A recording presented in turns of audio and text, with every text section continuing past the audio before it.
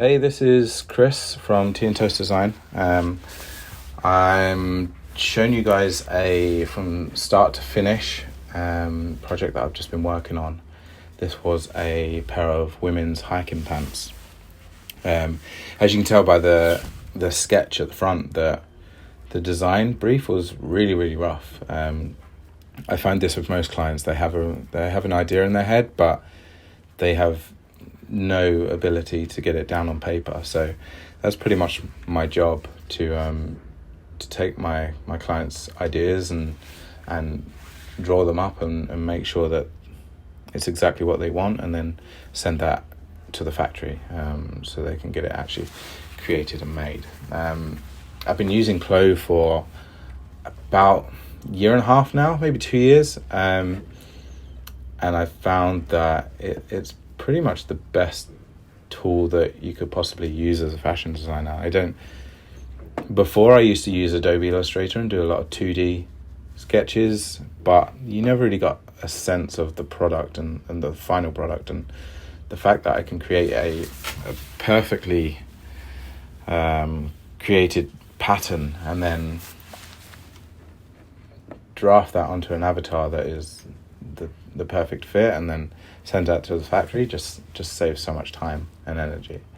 So yeah, absolutely love Clo3D, and I'm planning to do a lot more videos. I do about maybe a garment or two a day, so I'm thinking I'm going to record them and just put them up on YouTube so people can see my process and how I do things and how I work. So here it is. So this was a standard straight leg block from Clo, and I basically cut it up. I made sure that the waistband, the seat, the knee and the cuff circumference were matching the sample that I've got, and then I basically started doing all of the design features. At the moment I'm doing the darts at the knees, because when you're walking it's better to have an articulated knee. So I'm just putting these in at the moment.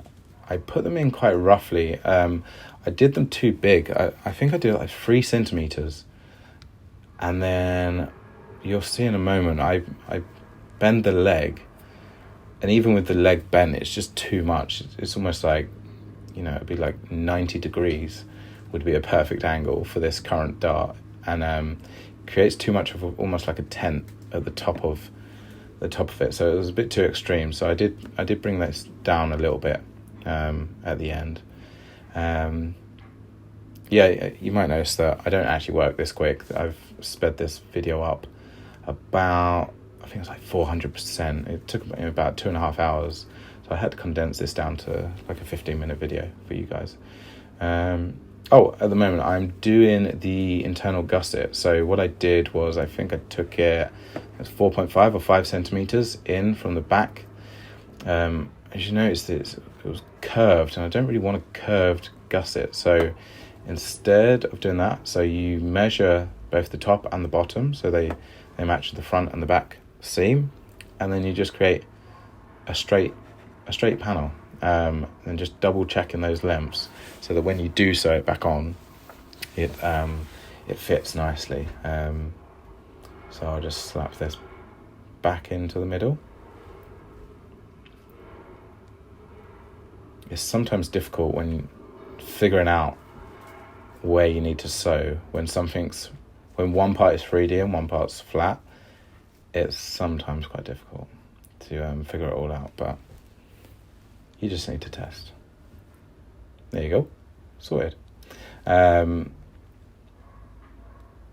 what am I doing now? So the back of the leg, I noticed there was too much material, so I articulated the front of the knee, but the back of the knee there was too much. So I created this oval shape at the back. But what I realized is, if you do that, then the angles at the side seam were wrong. And again, when you have a seams all going together like that, you need to make sure that it's a 360 degrees all the way around, or else it creates like a pitch effect, which you don't want. So that's why I kind of made it more like an eye shape, so it's 90 degrees at that angle. So I'm just starting the cuffs. So on the sample, the front of the cuff is solid and the back of the cuff is elastic, just like the waistband. So I'm just going through that process again and making sure that, oh, I totally forgot to add the gussets in. So I've added the gusset into the cuffs as well here. I always strengthen the cuffs and the waistband because really the rest of the garment is all one layer, and when you get to the cuffs and waistband it's 2 layers, so it needs to have that stability within that. I'll refine it later on, but that's pretty much how I do it while I'm working on the product.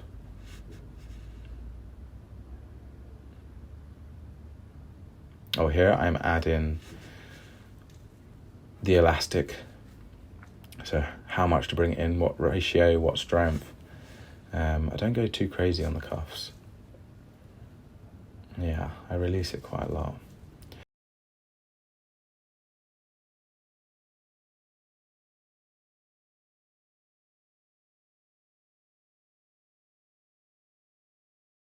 I save this off at this point because I know that this client has a range of designs that she wants. So lots of different pockets, lots of different paneling. So rather than kind of like doing the same process over and over again, I saved it off and then I've just started playing around with the panels now. I'm creating an arch on the back. Yep. So I'm just putting this a zip pocket in now. I want it to go along the seam. So I've adjusted all these pieces just a little bit, just to work it all out. And I also wanted the seam to go into the waistband, so it was one continuous line from the waistband all the way down to the back arch. And there's a few bits of fiddling around with the sew lines and making sure the ratios were correct, because I didn't want the panel above that side piece to gather. I just wanted the gathering from where the 3 horizontal lines are. So here I'm just creating all the little panels for the zips. So they're 1 centimeter wide. You just have to join the ends. I always put them at a bit of an angle. I hate zips that just go at a right angle. I think they always look really ugly. So I always put them at maybe like a 30-degree angle. Those little horizontal lines are where I plan to put the zip garages. So any zip at the top, zips at the top. If it's a walk-in pant, you don't want rain going into the top part. So you create this tiny little panel. And I went too big on this. And you'll see in a minute. I rendered it. It was huge. Look how big that got. So I brought them in a little bit, so it's a little less dramatic. So that's all done. Now I'm doing the the diagonal seam line across. Oh, and I totally forgot the zip on the outside of the cuff. So this is if you want to get boots on or off.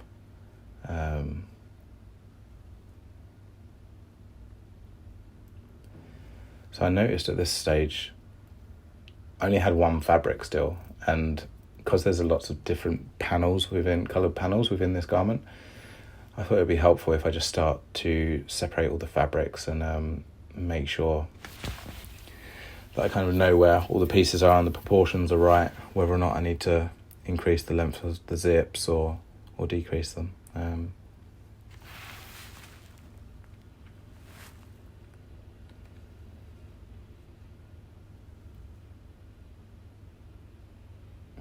So these, when you're doing zips, it's always best to use the zip tool. But in this case, I didn't want to do that because when you've got zips that finish at a 30 or 45 degree angle, they create a hole.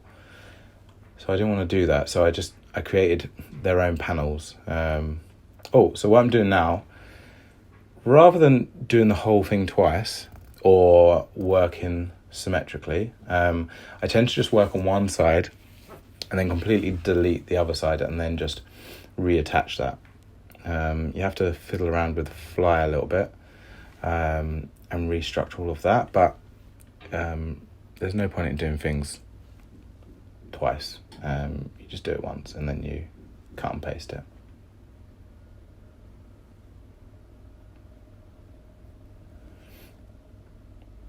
So here I was having a bit of trouble with this fly. I think it's because it's a women's trouser and they tend to be quite tight on the waist and the hips, or fitted on the waist and the hips. And I found that when I actually put that internal bit back, it didn't fit very well. Oh, I still had to sew all the lines on.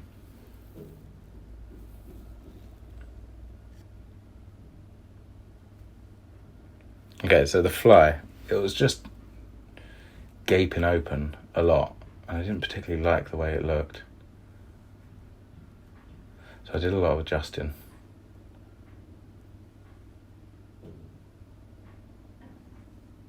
This is one good thing about Clo. You go around the whole garment, and you just can check absolutely everything. And if something isn't working, then you can just keep working on it. When you're working in 2D, you really can't do any of this. You can't adjust it. Like just then, like the fit on the back, it was easy to just delete that, create a straight line, and that's it basically.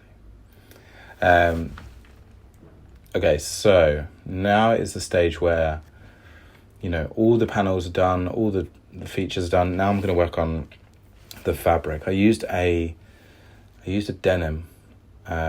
Was it a stretch denim for this? So it's going to be a twill on the final garment, a stretch twill. So I just used the properties of the stretch denim, and I realized when you put the final fabric on, things change. So I noticed like the pitching of the darts, it was far too much. So this is what I said before. I changed the angle of the darts so they weren't so severe. I'm just checking the crutch because the crutch looked like the tension was a bit too high at that stage. And across the thigh, you can see on the back those creases showing it was a tad too tight. So I adjusted the inner thigh just to give it a tiny bit more room. I noticed an error there. It was making the back of the knees go all funny. So this is the problem with the fly. So what I normally do is I put a line down the middle, and then that's what the or like on a normal pair of trousers, that's where the zip would be attached to. But I was finding it wasn't working. Maybe the fabric was too tight, or the fabric was too light. I didn't know what it was. So I was struggling with this bit for a little while. I ended up, what did I do in the end? I basically cheated in the end. I created a line from the center front, and then I simply just did a sew line across. So yeah, technically that's cheating. If I had a lot more time, there's a thing, you need to balance between creating the perfect 3D render and creating something that your clients will be happy with and happy to sign off. There's no point in spending 4 hours on every little detail if at the end of the day your clients they just want to see that there's a fly there, and then it works correctly. There's no point in spending too much time. So I did cheat on this. You'll see it in a minute.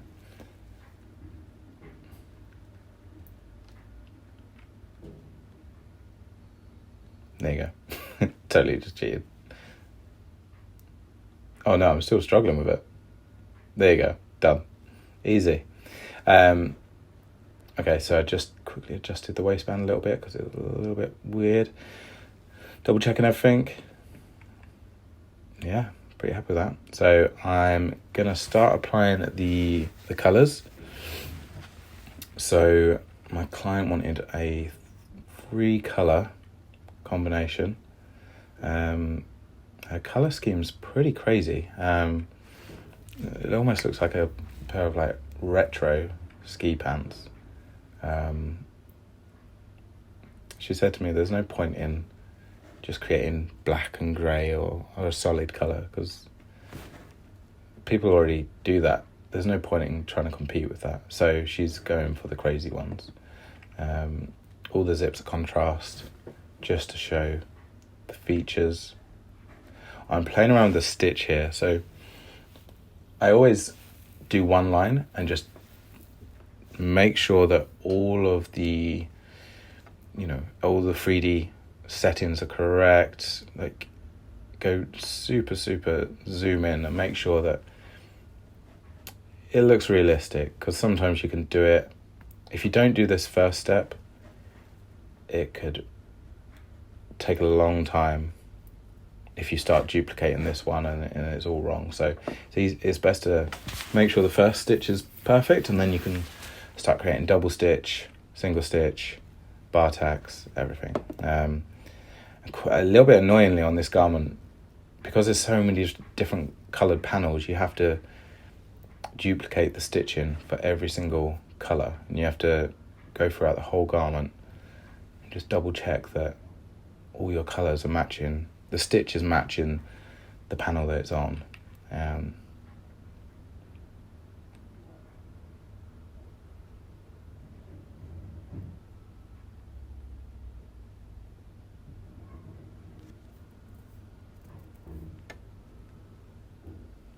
By the way, if the audio is terrible on this video, please let me know, because there's builders and everything outside my office, and I'm just recording this on an iPhone, so that's why it sounds absolutely terrible. So this bit takes a long time, because you have to go through every single seam, double checking everything, and as you go through, you kind of realise what is missing and what needs to go where. And I'm just double checking that the top stitch matches the elastic that I've created. There you go, nearly done.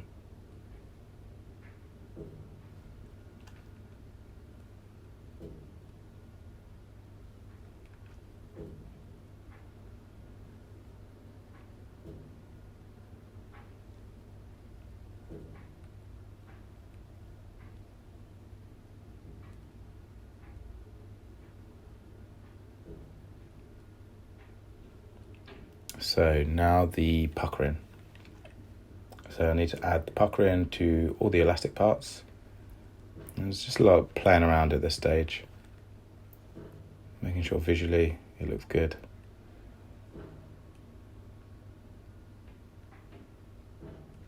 Bit more top stitch. With the waistbands and cuffs, I've seen a lot of people, they create 2 panels, an outside and inside. I tend not to do that, because I find it's enough to create one panel and then just change the thickness. If you start doing 2 panels, I find that they start clashing, and in the early days, maybe like a year ago, I'd always do 2 panels and they'd always clash with each other, and they would always be fighting for dominance of who wants to be on the outside, who wants to be on the inside. And you can do layers, but then once you get to the centre front overlapping seam, it would always be fighting. So I tend not to do that anymore. I just do one layer and change the thickness. Maybe just double it up. So if the legs are 1.5 thickness, then I'll do the waistband at 2.5, and then that gives it that little bit of depth. So I'm just doing all the bar tacks now. These tiny little details that probably no one will ever notice, but I always like to make sure that they're on. So it's really coming together now. So now I'm moving the right leg up, so it's more in a better position to do the rendering.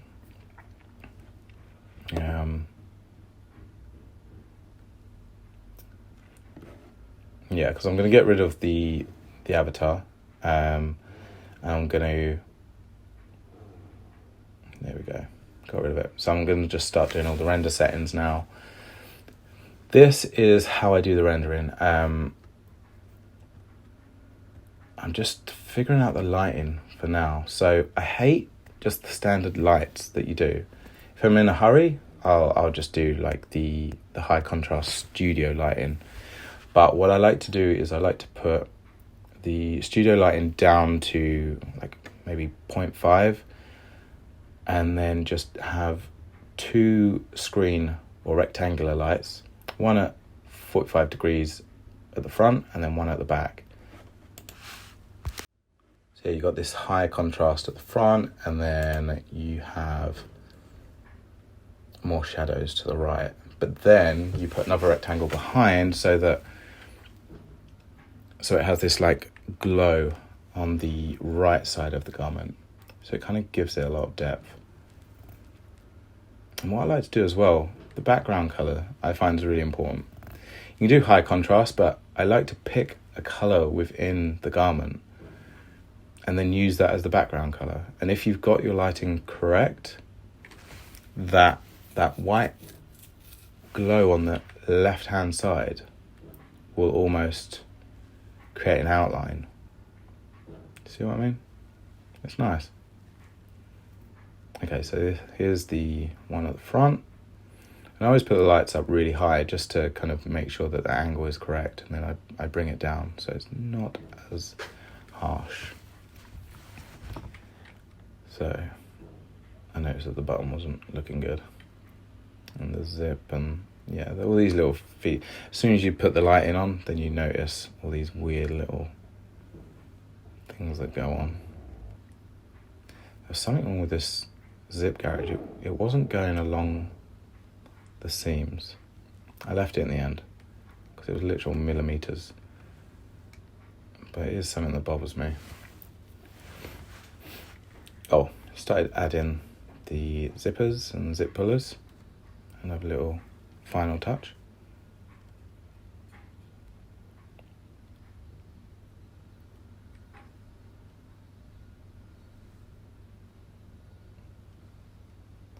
Again, with the zips, you can do the ones that you just automatically put the zippers on, but I chose not to do that on this one.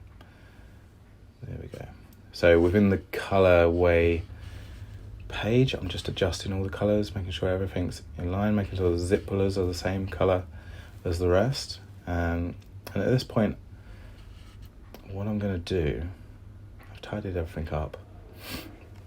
I want the client to see the back view of the trouser, but I don't want to create a 360 view because the lighting is so good from the front. So what I want to do is copy and paste the finished product.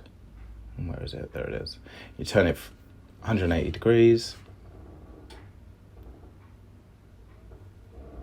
and put it just behind it.